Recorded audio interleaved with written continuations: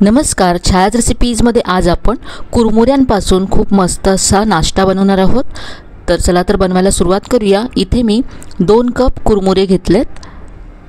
या कपाने मोजून इथे मी हे कुरमुरे घेतलेत। तुम्ही घरातली एखादी वाटी सेट करा आणि तिने इथे सगळं साहित्य मोजून घेतलं तरी चालेल।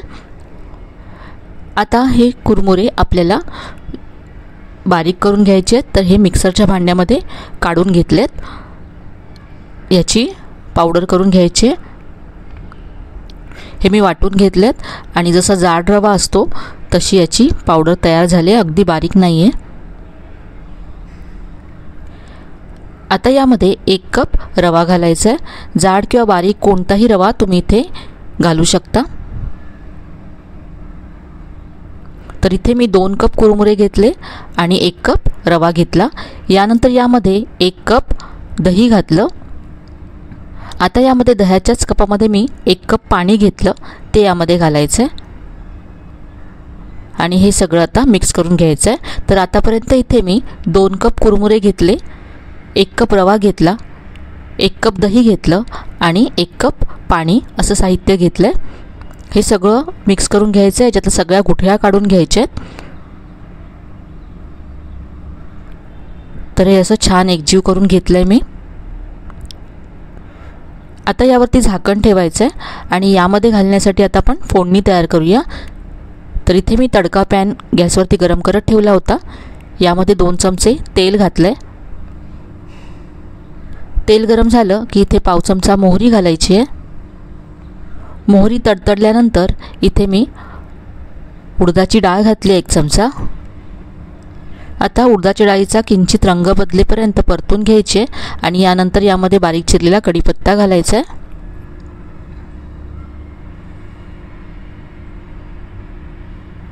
ही फोडणी तयार आहे। आता आपण जे पीठ झाकून ठेवलं होतं त्यामध्ये ही फोडणी घालायची आहे। या फोडणीमुळे आपली रेसिपी आणखीनच खमंग होईल। हवं असल्यास तुम्ही या फोडणीमध्ये बारीक चिरलेली हिरवी मिरची सुद्धा घालू शकता।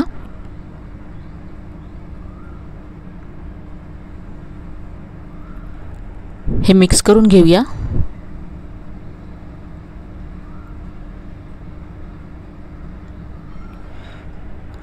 फोडणी यामध्ये मिक्स केल्यानंतर आता हे पीठ आपण बाजूला ठेवूया आणि मस्त अशी साऊथ इंडियन स्टाईलची चटणी बनवूया। चटणीसाठी आता इथे मी एक पॅन गरम करत ठेवला आहे। यामध्ये 1 चमचा तेल घातलं। तेल गरम झाल्यानंतर इथे मी अर्धा चमचा जिरं घातलं। जिरं तडतडलं की यामध्ये पाव चमचा हिंग घालायचं आहे।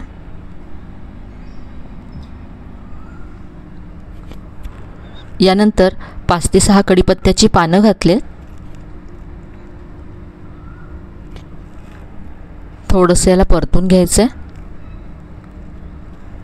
यामध्ये आता 2 ते 3 लसणाच्या पाकळ्या आणि थोडंसं आलं घालायचं आहे।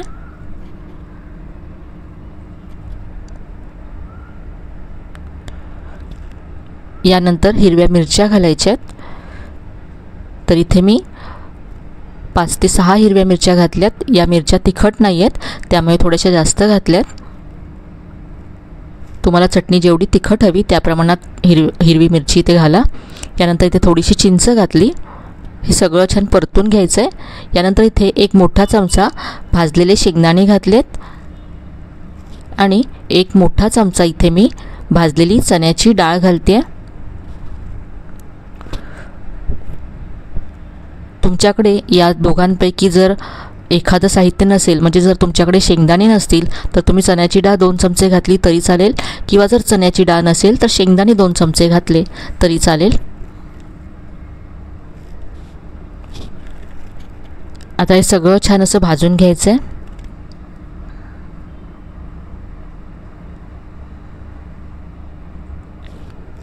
हे सगळं व्यवस्थित भाजल्यानंतर आता गॅसची फ्लेम बंद करायची आहे आणि हे मिक्सरच्या भांड्यामध्ये काढून घ्यायचं आहे। थंड झालं हे। आता यामध्ये ओलं खोबरं घालायचं आहे। तर इथे 2 मोठे चमचे मी इथे ओलं खोबरं घेतलं आहे। याबरोबर चवीप्रमाणे मीठ घालायचं आहे।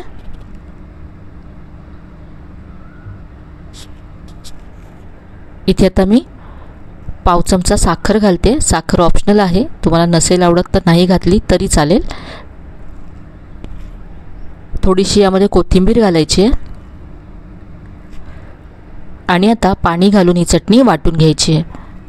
तर इथे चटणी वाटून तयार आहे. बाउलमध्ये काढून घेऊया आणि आता चटणीवर घालण्यासाठी मस्त अशी फोडणी तयार करूया. तर इथे मी तडका पॅन गॅसवरती गरम करत ठेवला आहे. यामध्ये 1 चमचा तेल घातलं आहे. तेल गरम झालं की इथे पाव चमचा मोहरी घालायची आहे.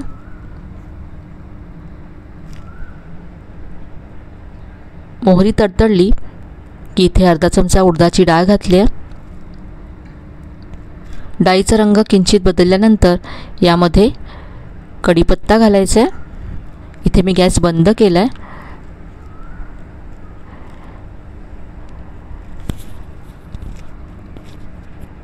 याबरोबरच 1 लाल मिरची तुकडे करून घातले. फोडणी तयार आहे. आता ही तयार फोडणी चटणीवरती घालायची आहे.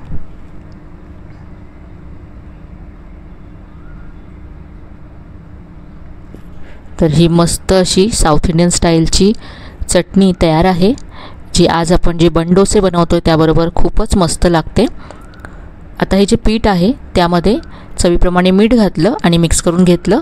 हे मला थोडंसं घट्ट वाटतं आहे, तिथे मी थोडंसं पाणी घालून याला थोडंसं पातळ करून घेते. तर याची कन्सिस्टन्सी पहा, हे असंच हवं आहे, यापेक्षा जास्त याला पातळ करू नका. हे पीठ आता तयार आहे. आता यामध्ये अर्धा चमचा बेकिंग सोडा किंवा 1 चमचा इनो फ्रूट सॉल्ट घालायचा आहे. इथे मी 1 चमचा यामध्ये इनो फ्रूट सॉल्ट घालते.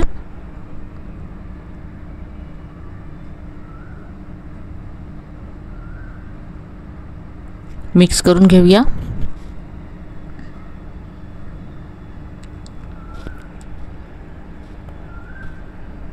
आता यापासून आपण बंडोसे बनवूया. तर आज आपण या कढईमध्ये बंडोसे बनवणार आहोत. यापेक्षा छोट्या आकाराची खोलगट कढई जर तुमच्याकडे असेल तर त्यामध्ये तुम्ही बंडोसे बनवू शकता, किंवा मग जो छोट्या आकाराचा तडका पॅन असतो त्यामध्ये तुम्ही बंडोसे बनवले तरी चालतील. किंवा पहा, असा जो तडका पॅन असतो यामध्ये सुद्धा तुम्ही बंडोसा बनवू शकता. इथे आज मी या कढईमध्ये बनवणार आहे. तर कढईला मी थोडंसं तेल लावून ग्रीस करून घेतलं आहे. जास्त तेल लावायचं नाही आहे. आता आपण जे पीठ तयार करून ठेवलं आहे त्यातलं 1 चमचा पीठ घालायचं आहे. हे पीठ आपल्याला चमच्याने अजिबात पसरवायचं नाही आहे. थोडंसं इथे आणखी पीठ घालते. गॅसची फ्लेम मंद ठेवायची आहे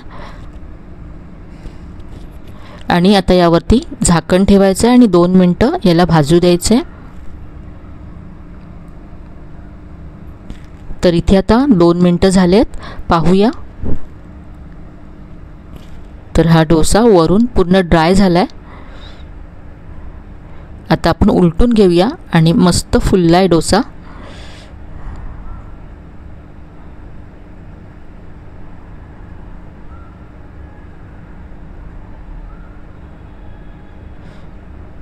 पाहू शकता किती मस्त रंग आला या डोस्याला.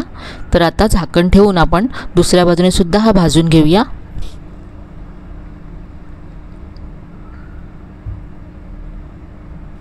तर आणखी 1 ते 2 मिनटं मी दुसऱ्या बाजूने हा डोसा भाजून घेतलाय. दोन्ही बाजूने मस्त खरपूस असा हा डोसा भाजला गेलाय.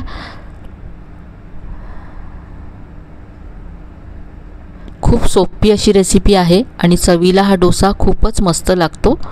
तर एकदा तरी ही रेसिपी तुम्ही नक्की बनवून पहा. हा डोसा मी आता काढून घेते.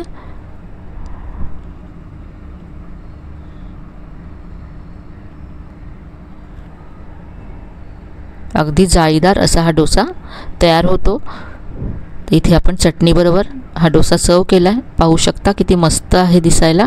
अगदी हलका फुलका होतो.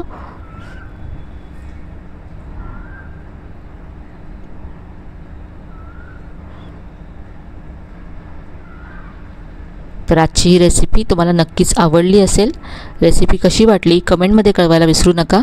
रेसिपी आवडली असेल तर व्हिडिओला लाईक करा, शेअर करा. चॅनलला अजून सबस्क्राईब केलं नसेल तर नक्की सबस्क्राईब करा. चला तर मग पुन्हा भेटूया अशा छान छान आणि नवीन नवीन रेसिपीसह. तोपर्यंत धन्यवाद.